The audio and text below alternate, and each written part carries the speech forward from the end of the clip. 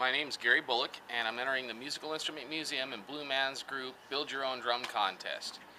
I know it was mostly about household items, but a lot of guys have this kind of stuff laying around in their garage, as I did.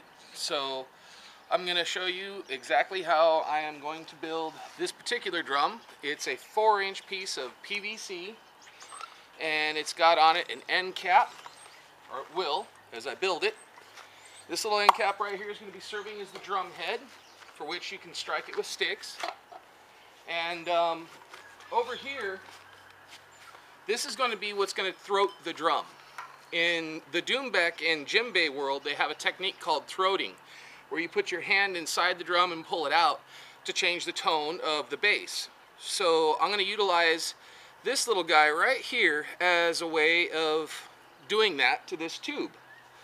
Now, if you can see, I have a beveled edge on top of a piece of MDF, and I've simply mounted it to a piece of all thread using just a nut and bolt and a lock washer and a washer, and it goes on just like so.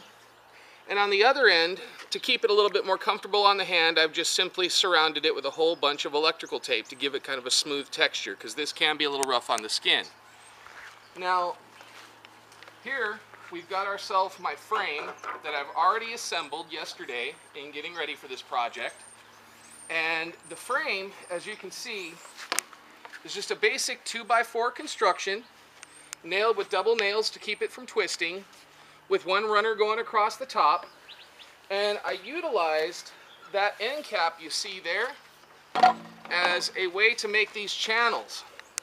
I laid the end cap down on top of two 2x4s centering it, traced my line. After my line was traced, I simply notched it out using a jigsaw. Not the cleanest cut, but it'll do the job for the project today. Now, I figured to give the drum some character, I was going to use a various set of hole saws, and right about the distance, and I've already scribed the line here, but right about the distance that the throating instrument comes in to the drum, actually I have it turned backwards, it goes this way, but the distance that I have the handle going to where the throat line stops is going to mark where I begin a series of different sized holes with my hole saw kit. Those holes should help to change the pitch as the throat rod moves in and out from the other side. So I'm going to open up my hole saw kit, and I'll start with one of my littler sizes. This one here should do the job. And I'll simply work my way back. She's a little loose, but she'll still do the job. So we're going to line her up.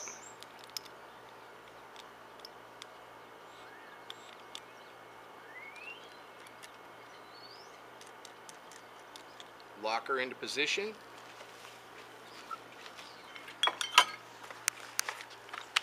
Hook it up to the drill. And then simply begin with my first hole.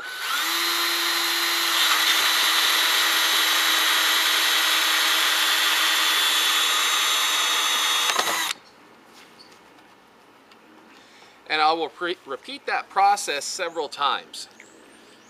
Now, I believe it's kind of important that I discuss why I'd like to actually win this contest. Number one, I've always wanted to see a Blue Man show, and I don't get out to Vegas very much. But I found out one of my drum heroes is Tim Alexander.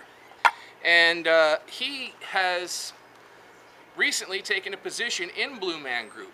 And I'd really love to see him perform. I've loved Tim Alexander's work since his early days when he was a young teenager starting out with Primus. And now that I know he's a Blue Man, I can't wait to see him perform there. So hopefully this drum will turn out the way I want, and I'll show you things as it gets wrapped up and finished in the next segment of this video. And hopefully we'll get this thing together and we'll play it and you guys can hear how it sounds.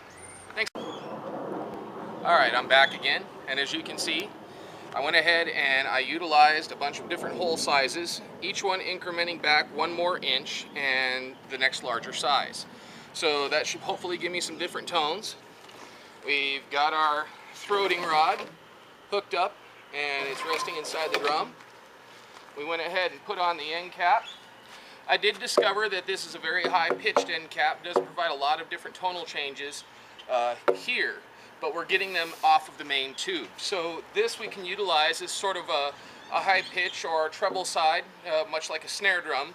Meanwhile, the main tube itself will still serve as the bass and where we're going to get most of our tone changes off the throater and the different tubes.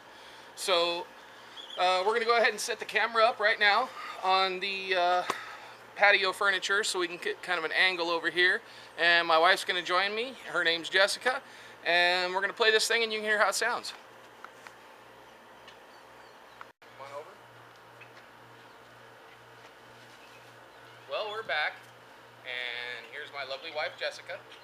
And we're going to go ahead and play this thing a little bit for you and just goof around with it and show you some of the different sounds it makes. And we'll go from there, and hopefully you like what you see. And you know, if this experiment doesn't turn out perfectly, you can always experiment one on your own and just try some different variables.